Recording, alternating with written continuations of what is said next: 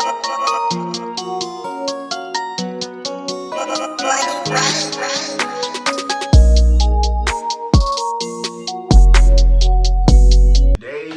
we're gonna go a little further south. We're gonna go to Gainesville, and we're gonna move down to Tampa, Clearwater. So today, our review is gonna be a Metro Diner. So Metro Diner, location-wise, it's in Gainesville. It's not too far. It's maybe 10 minutes away from the University of Florida. No Gators, so I'm a Gator fan. Food-wise, their food is pretty good. They have chicken and waffles, which, you know, is a staple. Not a lot of places have chicken and waffles. It's a diner, so it's not an Atlanta breakfast club, I guess you would say, as far as like all the hype and all, you know, this, that, and the other. But it's definitely like one of those places I would go after a University of Florida game. It is definitely better than your Waffle House, but it's definitely not a notch chicken and waffles to me. But it's pretty good. So that kind of tells you. It's kind of in the middle. It's kind of average, but it's chicken and waffles. So I don't even know if you can say average. I guess I don't really know. It's a good question. I put a little above average. But you have your shrimp and grits. You have your chicken and waffles here. Your chicken and waffles, tell them real chicken. As we all know, I hate chicken and waffles. They have chicken tenders. I hate it. They're not supposed to come with chicken tenders. They're supposed to come real chicken. Their chicken is huge. Like, I think they gave like a breast and like a leg or something last time out there. A breast, leg, and like a wing. Like, and it was big. It was big. I was like, okay. So I did a trip like 3 weeks ago. I ordered a chicken and waffles. I was like, you know, it's probably, you know, I'll probably be all right. Let me order something else.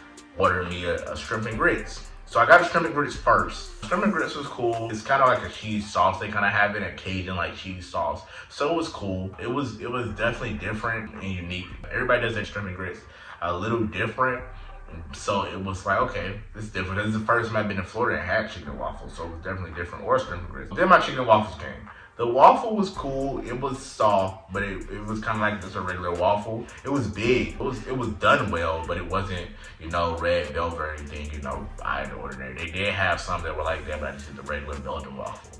The chicken was huge. It's definitely, I would say a con is, they did not mean for me to eat the chicken and the waffles together. They didn't mean for me to break this up, this and the other, because it really isn't one of those where you do this. It's kind of like you can put the serve on it, but you're going to kind of have to eat them separate.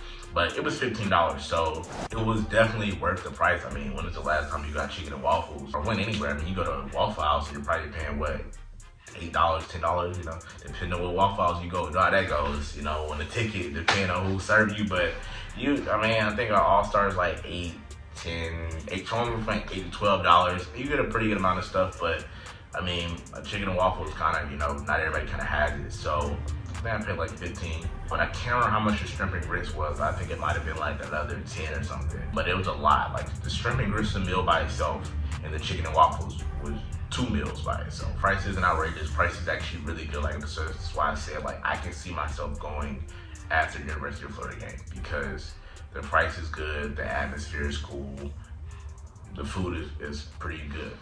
Service-wise, the service is pretty good. It's like a lot of college students, but it's a Gainesville area, so it's kind of a nice area too. The service was really good. The vibe was kind of like a high-end diner kind of look, but definitely spaced out. Definitely something I worry about during this corona time, this whole coronavirus, like how cleanly it was clean, it was spaced out. So I will say that. The cons is, it's in Florida. And then Gainesville is that. There's nothing in Gainesville. Solid based in the University of Florida. But I definitely added on this trip because usually you're gonna pass through Gainesville if you're going to Orlando. Or, I mean, not Orlando. If you're going to Tampa, you're gonna probably pass through Gainesville. Rating, I would give it like a 6.5, 7. It's pretty good. Definitely not a 9. It's not a award winning and all, but it's definitely like a place that, okay, if I didn't go somewhere late night or after a game or early on a Saturday morning, Sunday morning, I would definitely pick it out and recommend it. Now, we're going to move to our date section because we got Valentine's Day coming up. The date section, I'm gonna basically center this around Tampa, Clearwater area. So I put Metro Diner in here, so if you're going down or you're coming back, you definitely can always eat breakfast there. You know, it's nothing but like 4 hours to Gainesville, at least from South Atlanta. You know, South Atlanta's like 4 hours, 4.5 hours, something like that. So it's definitely one of the places you can leave early morning or late night, you know, et cetera, and you can sit down and eat. You have University of Florida, it's less than 10 minutes away, so you can kind of self-tour, guide tour that whole campus, and then, you know, you can just keep going. Because a lot of people can't do long drives. I know Tampa is like somewhere between 6 and 8 hours. So I know a lot of people that they need a rest. So that's, you rest, you can eat in there, et cetera, et cetera. You don't always have to drive through the night to get there in 8 hours. Have I done it? Yeah. I've done this trip like twice. The one time I didn't do Metro Diner, I went down to Busch Gardens and came back to Atlanta the same day. Long trip, I'm gonna tell you that. It's like 6 or something, 8 hours something to get to Tampa. But I digress. Busch Gardens. If you've never been, Busch Gardens is amazing. It's definitely one of my favorite parks. I don't really like zoos. I don't like the ideal of animals sitting in small cages because I think if it was me, like I wouldn't want to be put in jail and have to walk around and look at a wall and like know where you're at and all. Especially for tigers and elephants and stuff like that. Like they're used to walking and sometimes they're in cages by themselves, which you gotta think about, you were isolated all day by yourself. It's kind of different. But Busch Gardens doesn't give me that feel because Busch Gardens has like safari.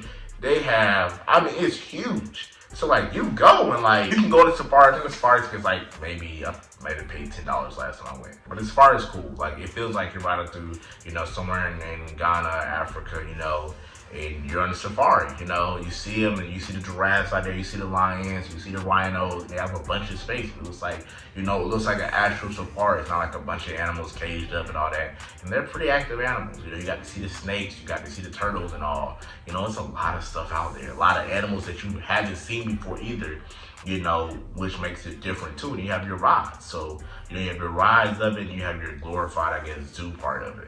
So it's pretty amazing to me. Ticket is like, I think this time of year, I know when I went, it was like $80. So, it's Valentine's Day coming up. It's probably close to like $90 right now because it's going to probably still be on sale because of the time of year. So, I would say get a ticket, have Clearwater outside of that. So, if you want to stay, like I said, it's a weekend trip. You can make it a weekend, So, you could, stay on Clearwater. It's not, you can stay at a nice hotel. Like, I think they have a Hyatt on Clearwater, matter of fact. So, you can stay at a Hyatt. The Hyatt is pretty nice out there. You can spend some outrageous amount of money that you usually wouldn't, but it's Valentine's Day, it's a day. Why not ball out? Why not, you and your significant other, why not have a good time? So you can do that. Clearwater is beautiful. Busch Gardens is amazing. Metro Diner is somewhere good to eat. So that is a little quick one. A little quick, less money, less expensive, and just something quick to do. Now, if you want to go back through, you could always go back up. If you're feeling, big baller-ish, you can always go back up through Orlando. And Orlando, has a lot of stuff just in general. You and I have a lot of outlets, you have a little bit of everything. So if you want to get that experience, you could. But, Clearwater is not somewhere a lot of people are going to be. Busch Gardens is somewhere not a lot of people are going to be. For a lot of people that haven't been, it's a different experience. And you're going to ride through Gainesville anyway. So I think it's pretty well put together. Something low-key, not something that's big break the bank, big, oh my God, but just enough to say, okay, cool, I can buy some flowers, I can do, some romantic, I can add more to it and not spend my money on all the attractions. So that's my take on it. My name's Elias Walker. This is Diverse Craving. I'll see y'all next time.